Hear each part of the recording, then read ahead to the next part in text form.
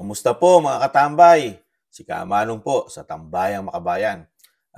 Ito po, meron po tayong kukumentuhan mga katambay. Medyo nakaka-shock din po. Pero ito hindi na bago kay Kamanong dahil ito po ay tagong yaman mga katambay. Pero bago po natin umpisahan, nagpapasalamat po si Kamanong sa naagusto po ng ating maliit na channel sa YouTube at TikTok, Tambayang Makabayan. Thank you po. Ito po, may pinasabog po si dating Secretary Harry Roque nung mga nakaraang araw po. Komentuhan po natin. Ito po ang secret agreement na sinasabi ni Attorney Harry Roque sa Amerika ng ating Pangulong Marcos sa tagong yaman di umano. Pakinggan po natin mga katambay at komentuhan natin. Kung merong secret agreement, siguro yan pong dahilan kung bakit bumalentong ang PBBM sa issue ng China at ang Amerika. Dahil sa usaping tagong nakaw na yaman sa Amerika. Tama ba ako mali? Unreasonable ba ako hindi? Hindi naman ako nagbobola na may naroon siyang tagong nakaw na yaman na hanggang ngayon nga, naka-contempt order siya dahil ayaw niyang sabihin sa hukuman kung nasaan yung mga pag-aari na yan. That's a matter of record po. So, meron po akong dokumento na pwedeng ipakita sa inyo dahil lahat naman po ng dokumento sa Amerika na mahukuman ay nakikita sa internet. Kahapon po nag-spokes hour tayo kasi nga po hindi tayo nakapag-spokes hour nung linggo kasi tayo po ay nasa Tagum kung saan halos 200,000 people ang nagtipon-tipon sa Maisog Rally. Ngayon po, ang balitang-balita dito sa ating bayan ay yung halos 14 billion na huli ng shabu. Abay, ako'y na-impress nung narinig ko yung balitang yon. Hanggang narinig ko na naman kay Maharlika, luma daw ng mga droga yon. Hindi na raw po pwedeng ibenta. Tapos, syempre, marami siyang tanong na, bakit kaya napakamahal na... Yan po mga tambay, ang pahayag ni dating Secretary Harry Roque na meron daw siyang hawak pang ebidensya. Dahil ito po ay magaling na abogado, mga tambay, si Harry Roque. Kaya hindi po ito magpapahayag, lalo po pagdating sa legal o sa legal na, lalo pag batas ang pinag-uusapan mga tambay, hindi po natin matatawaran ng kakayahan ng dating sekretary na si Harry Roque, mga katambay.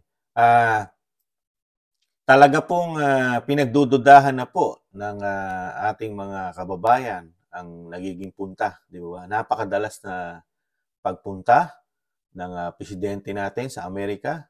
Samantalang yung kaaway na tinutukoy na po niya ngayon na China, na mahigpit na problema raw ng ating bansa, hindi niya po tinututukan na kausapin man lang o mag-usap sila bilang leader sa leader. Pinawawalang bahala niya yung seguridad ng ating bansa dahil alam naman natin na hindi kaya natin na ang China sa ngayon, di ba? Pero magtataka tayo, bakit? Di ba? Ilang beses magmula po nung siya'y manalo bilang Pangulo ng ating bansa, mga katamay. Ilang beses na pong pumupunta ang ating Pangulo sa Amerika, di ba? Kaya tama o pinagdududahan na rin ni Harry Roque, ni Attorney Harry Roque ang Pangulo. Bakit? Bakit napakadalas? At mukhang ang ating Pangulo ang may tinatagong secret agreement sa Amerika. Dahil ligid naman sa atin yan, di ba?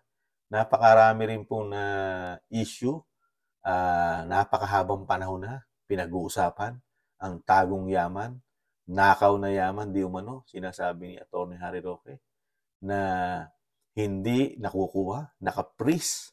At sinasabi ni Harry Roque na di umano, nasa Amerika ang karamihan o mas marami na tagong yaman o nakaw na yaman na sinasabi ni Harry Roque. Na inaasam-asam din siyempre mga katambay na sana siguro makuha nila yung sinasabing isang damukal, tsak na marami.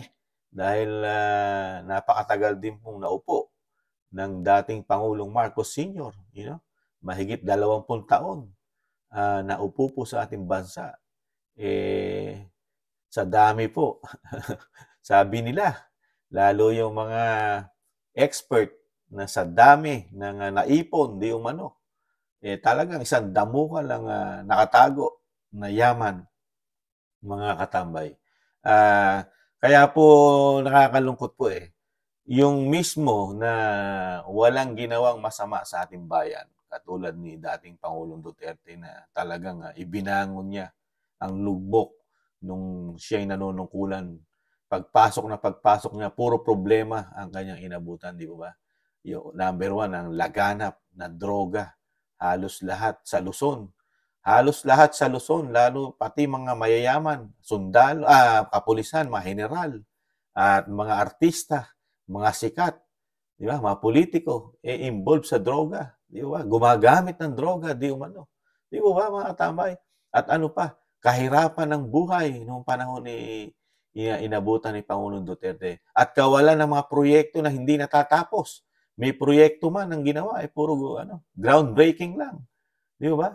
Kaya napakasakit na sa isang pangulo na nagtrabaho ng 6 na taon.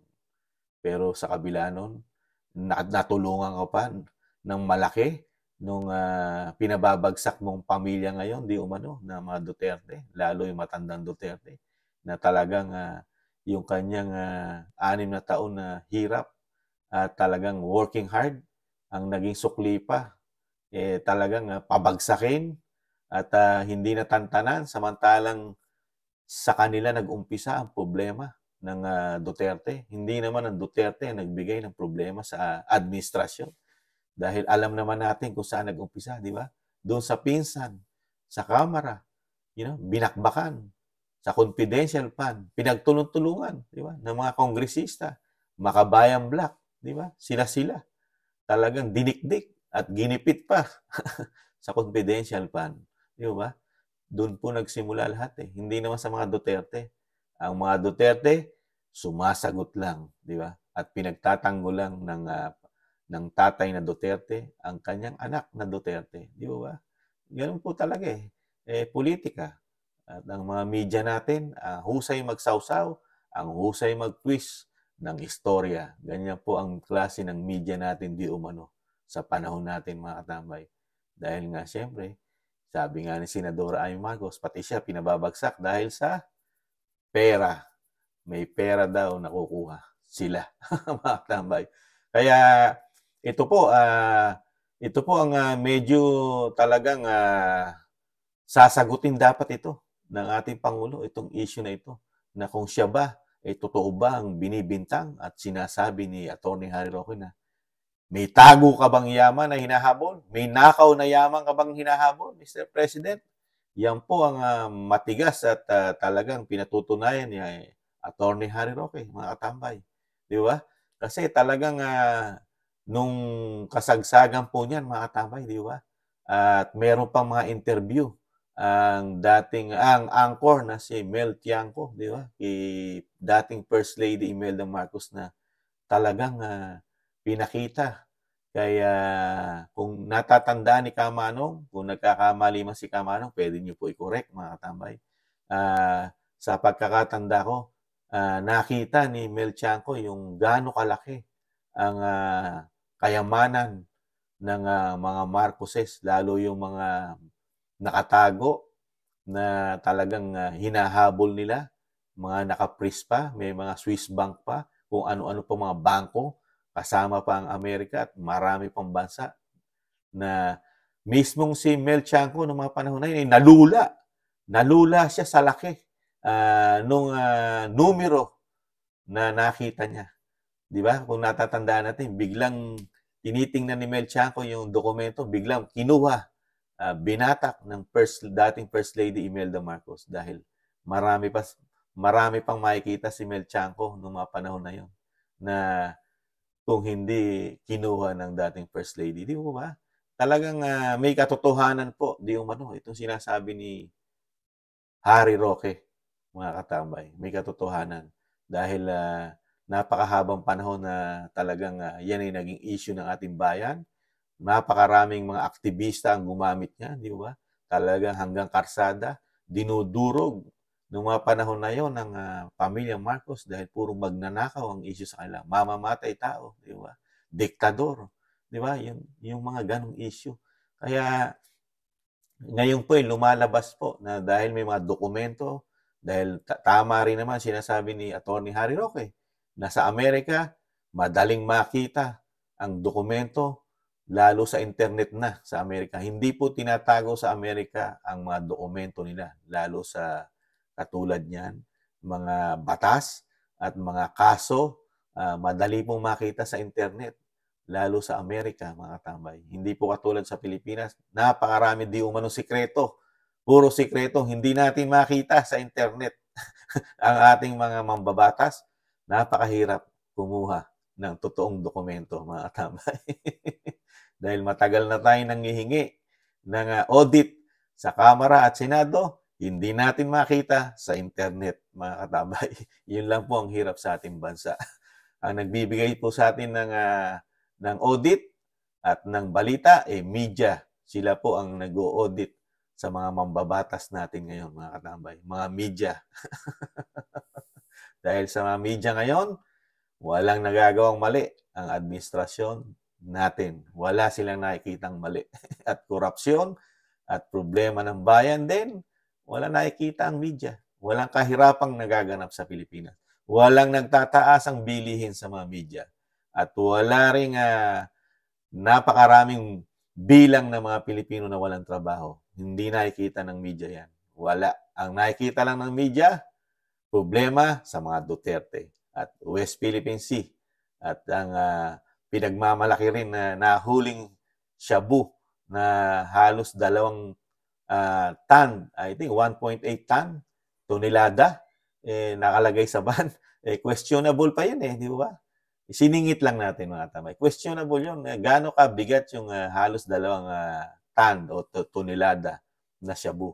Samantalang ang capacity lang ng ban hindi aabot ng 1 tonelada, mga katambay. Kaya questionable yun. Dahil gaano kabigat yun para isakay mo sa isang van na ang van naman hindi ganun katigas. Sana nilagay mo lang sa elf o sa truck na maniniwala ang mga taong bayan doon. Siyempre maraming matatalinong Pilipino, lalo pagdating sa sasakyan, di ba? Kaya maraming anomalya na talagang nagiging palabas lang daw din. Yung droga na ginawa po doon sa raid at pati yung pulis instant na nabigyan ng promotion, di ba? Kaya nakakalungkot. Tapos ito, may issue ka pa ngayon na bumabalik ka sa Amerika dahil sa pera. Kaya hindi malayo na sinasabi nila ng mga eksperto natin na nahahawakan sa leeg ang ating Pangulo dahil dun sa sinasabing tagong yaman na gustong makuha. Kaya nangyayari ngayon na bago ang foreign policy ng ating Pangulo, hindi na nasunod yung foreign policy ng kanyang ama na sinasabi ni Senadora Amy Marcos at ganoon din ang foreign policy ng dating Pangulong Duterte. Hindi na po ngayon dahil ibang-iba na po ang tinatahak na direksyon po ng ating Pangulo, di umano, dahil maka-western na raw po tayo ngayon na parang mahilig sa giyera, lalo ang Amerika. Lahat ay sinasawsawan pagdating sa giyera. At sana hindi tayo sumuong doon sa mga discarding ganun ng Amerika na ang bansa natin ang madudurog at magiging battleground ng kanilang hindi magandang pagtitinginan lalo sa pagiging number 1 power pool sa buong mundo. Kasi Amerika at China na lang po ang talagang dalawang nagbabanggaan sa pagiging number 1 sa buong mundo. Di ba mga katambay? Kaya political po yan. Sana hindi magamit ang ating bansa dahil sa kayamanan na hindi nakukuha lang. Gagamitin mo ang Pilipinas, ang mahigit 100 milyong Pilipino, ilalagay mo sa kapahamakan. Di ba? Dahil sa nakatago, sinasabing nakaw na yaman para lang makuha.